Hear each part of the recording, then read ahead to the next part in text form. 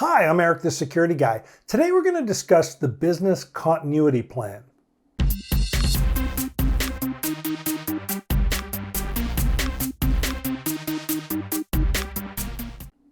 A business continuity plan, or BCP for short, outlines how an organization will continue to function in the event of an unexpected disruption, such as a natural disaster, cyber attack, or prolonged power failure.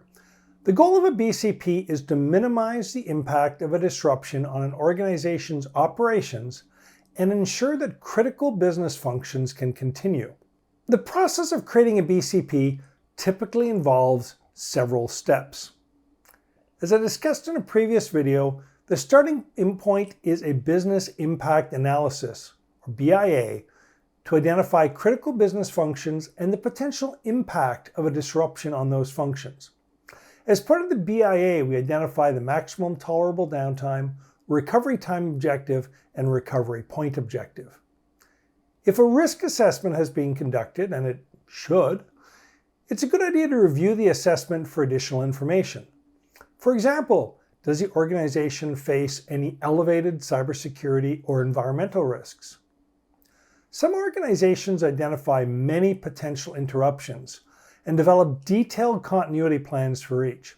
I work with a lot of small companies, and I often find that the situations they're likely to face can be covered by a few broad scenarios. For example, a long list of issues could impact an office building: fire, flood, earthquake, power failure, no water, heating, air conditioning problems, civil disturbance, and the list goes on. But from a planning perspective, what really matters is the office isn't available. Similarly, whether there's a global pandemic or a nasty flu outbreak in the office, we'll probably follow the same basic process to address it and protect the company. From an IT perspective, all sorts of things could impact applications running in a third-party data center. But the bottom line is we need to know how to respond. A small SaaS provider, for example, might be able to roll up business continuity planning into 3 to 5 scenarios. Then we develop strategies to minimize the impact of those risks. It might be as simple as instructing staff to work from home, or in other cases it might involve invoking disaster recovery processes to restore customer-facing applications in a different data center. A BCP is only effective if it can be quickly and efficiently implemented in the event of a disruption. To ensure the plan can be executed, it's important to communicate the plan to all stakeholders and provide training on the roles and responsibilities of different team members, as well as on the plan itself. The BCP needs to be tested regularly to ensure it's effective and identify any areas that require improvement.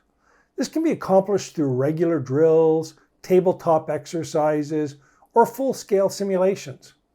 It's important to review and update the BCP on a regular basis to ensure that it remains relevant and effective. Some other things to keep in mind when creating a BCP include: don't rely on being able to look up information in company systems during a disruption.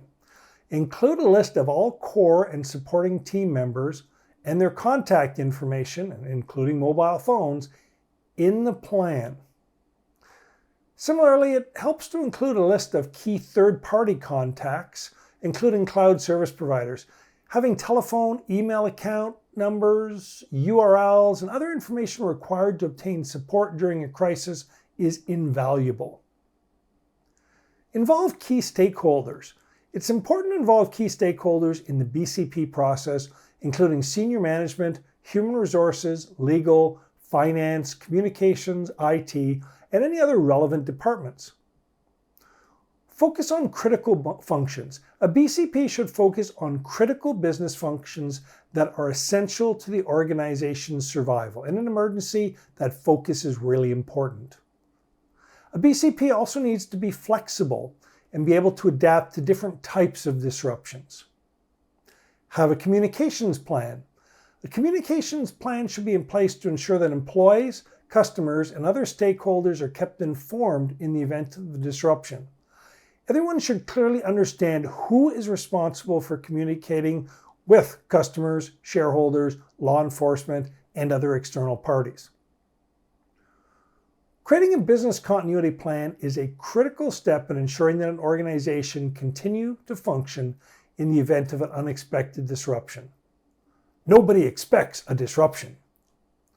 By identifying critical business functions, assessing risks, developing recovery strategies, and providing training and testing the plan, organizations can reduce the impact of a disruption on their operations, maintain critical business functions, and improve the odds of surviving the event. Thank you so much for watching. Please help me out by liking this video and subscribing to my channel. As always, if you have any questions or you'd like to suggest a topic for a future video, please leave a comment below. I'd love to hear from you. See you soon.